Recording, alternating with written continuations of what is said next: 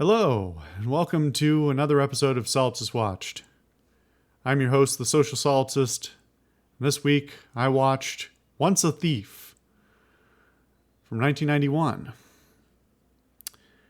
This is the last movie in this John Woo exploration that I'm going to talk about. It's the last one before Hard Boiled, which would then be the last movie he made in Hong Kong, at least for a while, before his migration over to the US for, well, the last 2 decades. And I wasn't really going to watch it other than I was looking at his filmography, and that's not to say I didn't miss anything else. There's another movie called Just Heroes, which I didn't watch. I wasn't really intending to watch this one because it's completely unnotable. Nobody seems to know about it. It's barely noted on the internet at all, except for on Wikipedia. There are very limited reviews of it. The Wikipedia page for it is almost completely empty. And it seems to be largely forgotten. It is also sort of unusual in its tone and content. It's essentially a sort of a heist or caper film of sorts, except for all the ways that it isn't. It's definitely still a John Woo film. It's written and directed by him.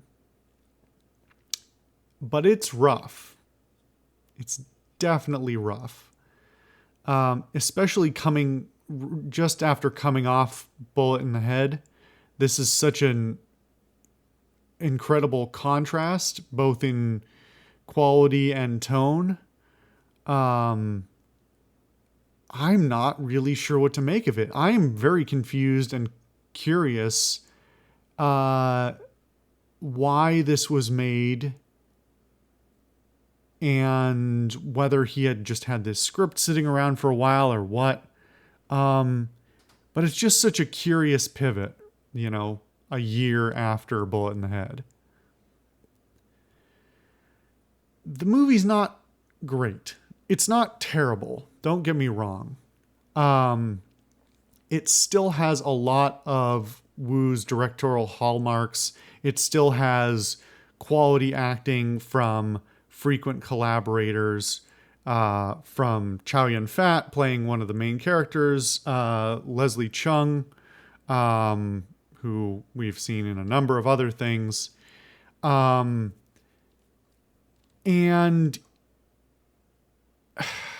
the main thing is just the flip-flopping of tone.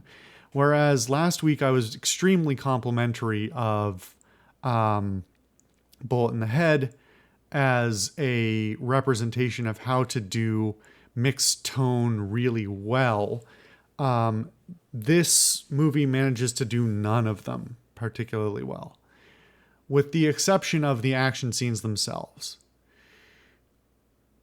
Even the action scenes are somewhat subdued, but we'll get into that a little later, I think. The movie's tone seems to be intended to be pretty light from beginning to end, but it still has a number of plot beats that are pretty heavy. Not really violent, not really aggressive like a lot of his other work, but definitely a bit more lighthearted. And it's a solid, probably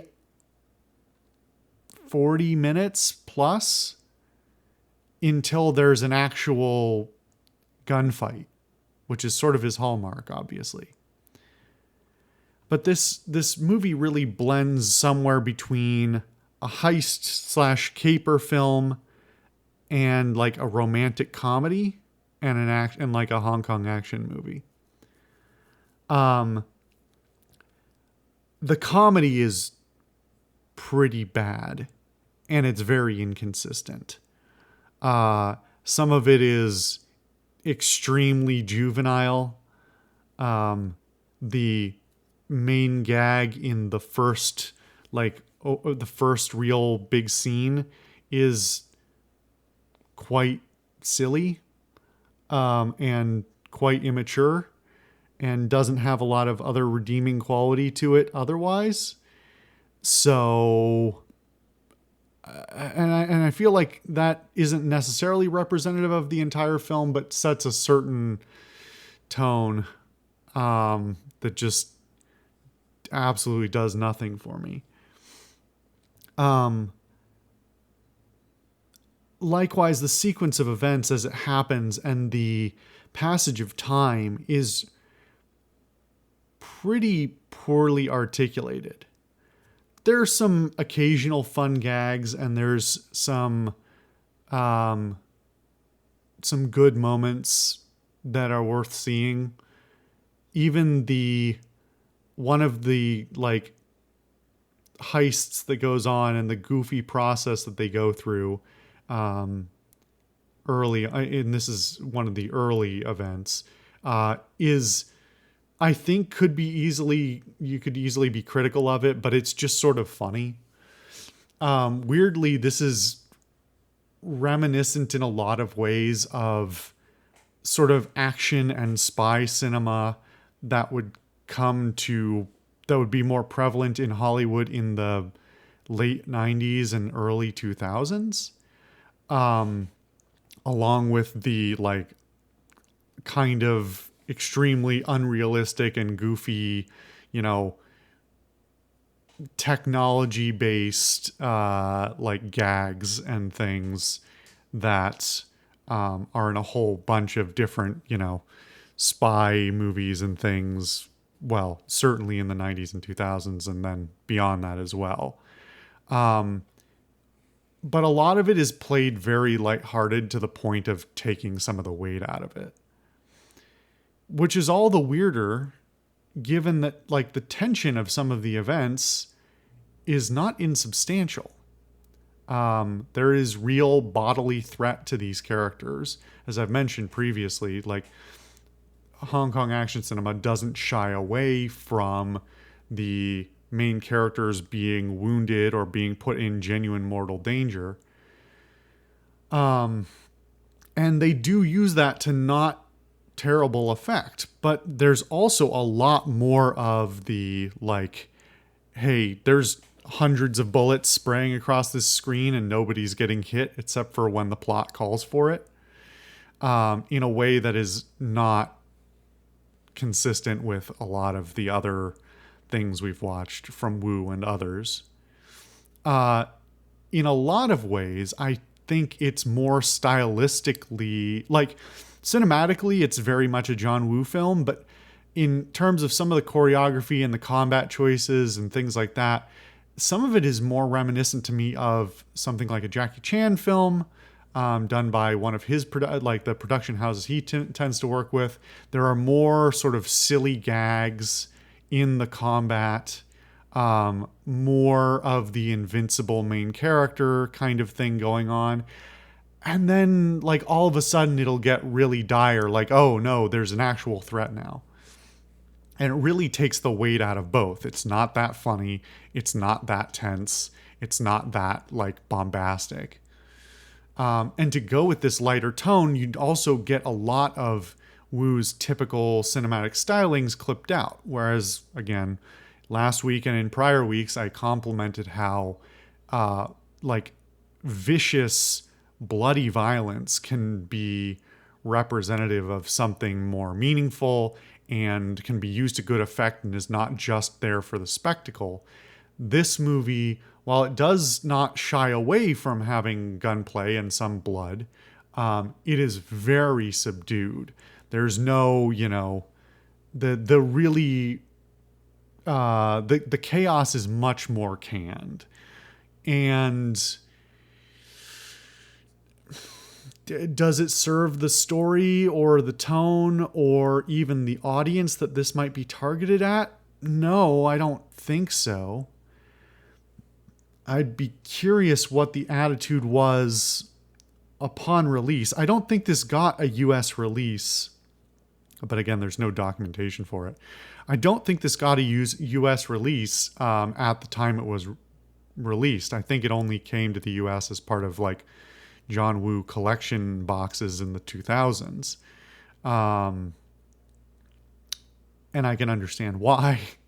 But I'm also curious, like, in the cinematic culture of the time, how was this received? Now, it did get a bunch of like award nominations at the like Hong Kong Film Awards, but I don't know if that's just because of a lack of broad what the competitors looked like at the time, like how many movies were up for various things, and whether it's, like the Academy, like the Oscars, like the Academy Awards, where a lot of it is not actually about the film, it's about other politicking things.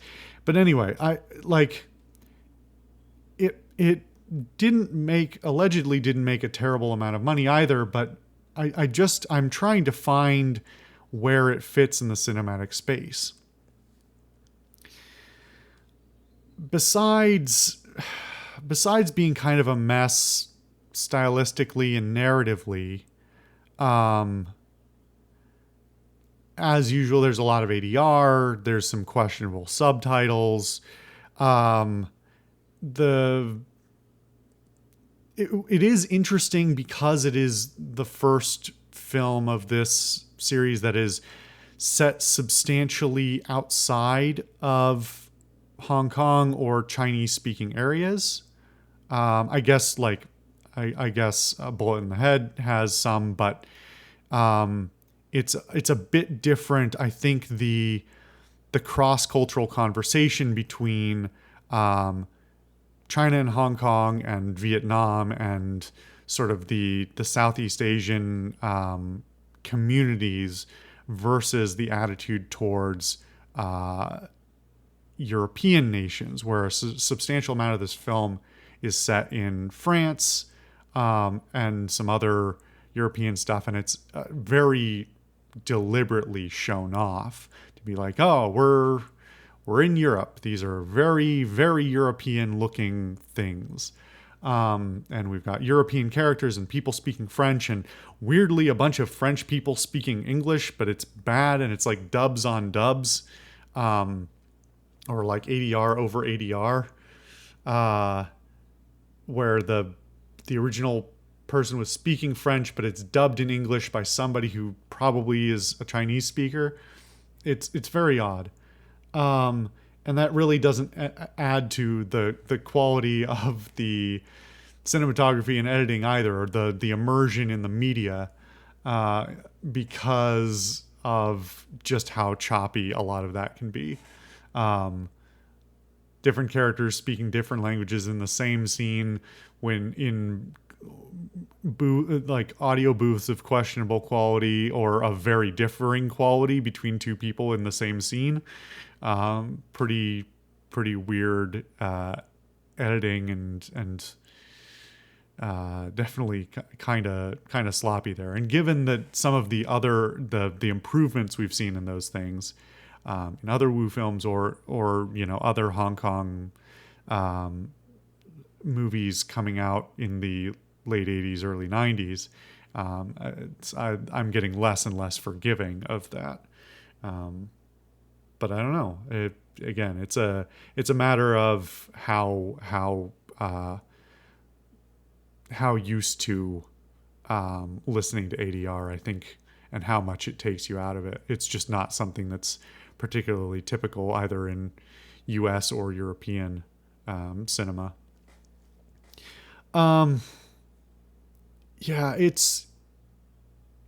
There's some good ideas in here. I would love to see an actual John Woo heist movie. I think that's a great idea. But this film doesn't seem to take it, the narrative doesn't seem to take itself seriously enough, except for the specific moments when it decides it randomly wants to. It basically undoes all of its work from beginning to end. Like, it's a zero-sum game by the end of the film, mostly. There is some character development, but a lot of it is pretty either saccharine or heavily tropified. Some just weird, bizarre stuff. And I wish they had just focused on one of the tones. But there are definitely some comparisons to be made, in addition to the comparison I made earlier to other action films and heist films and spy films. John Woo would obviously, about a decade later, or 12 years later, I think, direct Mission Impossible 2. And while he didn't write that, that movie has a ton of his fingerprints all over it, in terms of not only the cinematography, but a lot of stylistic elements and choreography and all kinds of things. It seems like they gave him a lot of free reign there. And while I'm not a big lover of Mission Impossible 2 or the Mission Impossible series in general, it has its ups and downs, and I would not say that any of the films are bad. And so it's interesting to see, if you have seen Mission Impossible 2, this is the film that I do think probably shows off the most of what would come to be his American style, where some of the chaos and some of the bombast is taken out of his style. Where Hard Boiled would sort of be the end of his Hong Kong style. This movie is to his American work as what's it called? A Better Tomorrow is to Hard Boiled or Bullet in the Head. It's a starting point in some senses to later works. But is it worth watching? Is it worth watching for the parts that are good? Yeah, probably. It's not a huge waste of time. It's about 100 minutes. It's not super long. It doesn't overstay its welcome. Even though narratively it's a mess, the pacing is not completely awful. And if you just felt like skipping through the quiet scenes and getting to the the good stuff, so to speak, I can't necessarily condone that, but it's not without its good chunks. It's just kind of insane how it gets from one place to another, and what it feels is the emotional tone of any given scene, or when it should switch that tone.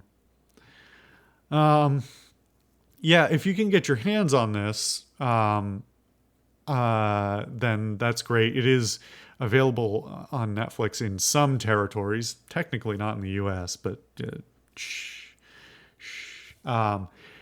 so yeah, I mean, it's not without its merit. It is a mixed bag for sure. But if you're going to be a completionist about this sort of thing, you're not going to suffer through this film. Oh, before I forget, one other thing that I was going to compare it to. It's got a lot of similarity, actually, to the Thomas Crown Affair, both of them. Which, if you haven't watched those two episodes, go back and watch those. In terms of some of the weird narrative beats and the choices that make it sort of a tonal mess, and how compelling the characters actually are due to writing or lack thereof, I think there's some weird narrative comparisons to be made there. So just if you happen to have that one in the back of your mind, and I almost forgot that I had watched that, There's some weird stuff there that kind of lines up. Both the one that came out before this movie and the one that would come out 8 years later. Anyway, yeah, just another random tangent. Yeah, I don't know. You could do worse, but it's definitely not one of his better works. Yeah, watch Face Off instead. All right. Anyway, thank you guys for watching another episode of Solipsist Watched. I've been the Social Solipsist. I'll see you guys next time. I'm gonna be away for a little while, so I may be recording remotely, but we'll see. I'll see you guys next time.